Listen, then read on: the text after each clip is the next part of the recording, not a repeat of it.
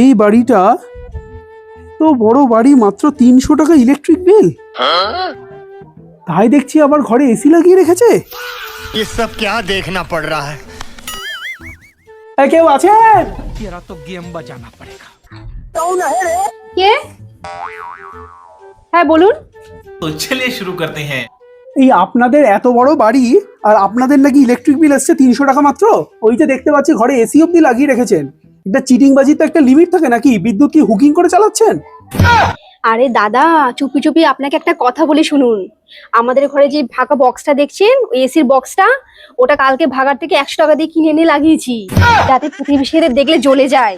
এমনিতে তো আমাদের ঘরে পাখাও নেই একটাও। এইটা দিয়ে তো হাওয়া খাই সারাক্ষণ। আপনিও খান না একটু হাওয়া?